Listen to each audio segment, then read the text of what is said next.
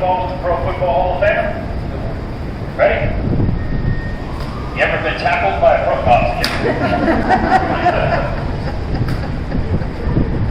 You know, in 1963, when they opened up the Pro Football Hall of Fame, I was one of 17 pro players in the first class. Some of the others you might have heard of, like Curly Lambeau, Red Grange, or Jim Thorpe. That's a pretty select group. Of course, I was happy and honored to have been selected. In 2019, I was given one of the greatest honors a football player could receive. I was named as one of the 12 running backs in the NFL's 100 all-time team, and that's pretty awesome. When I was 10, we moved to Pueblo. We lived over in the blocks, and you know what the blocks are if you're from Pueblo.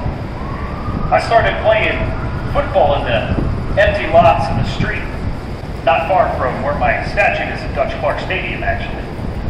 I also started to attend Carlisle Elementary School, and after school I saw kids playing touch football in the park, and I thought to myself, well, I can play that game as well as they could, so I went over there and I joined in those games. Unfortunately, when I was 12, my father passed away.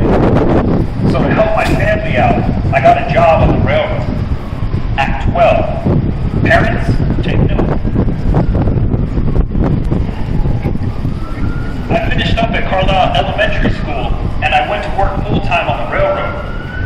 But I missed sports, and I missed football. So I began to think, well, maybe I could go to school and become a coach. So that's what I did. I went to school back at Central High School in 1922, and I started playing football with them.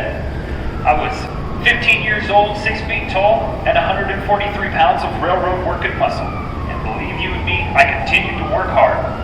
I went to school during the day, football practice afterward, and worked on the railroad at night.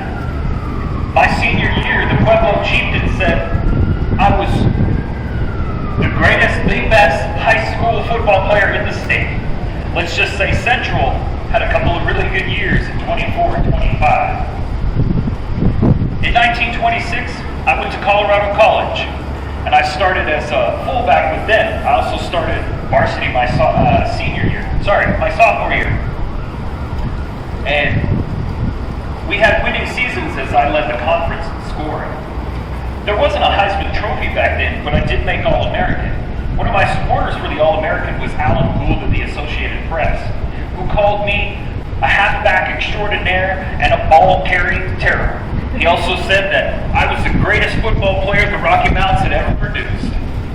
That one made me smile. After college, I wanted to see how good I really was.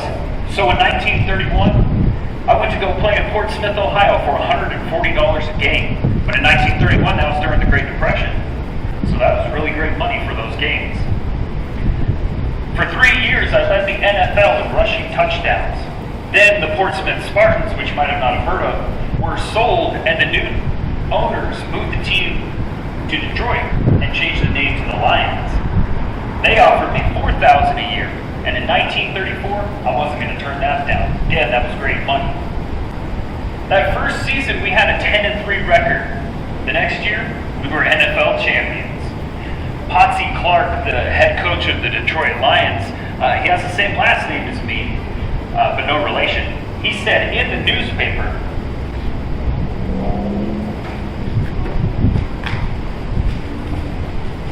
don't worry, I got the original. He said, a quarterback should be like Dutch. Dutch can run, pass, catch passes, block, catch punts, drop kick, tackle, and diagnose plays. There you have it.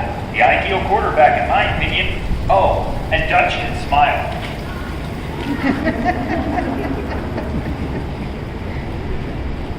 I had some great years in Detroit.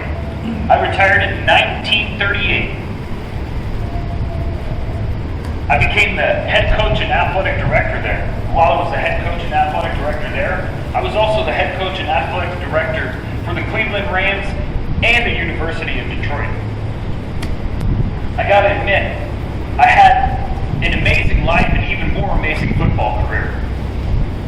I passed away in 1978 at the age of 72, and in 1980 the school board here decided to name the stadium after me in my honor.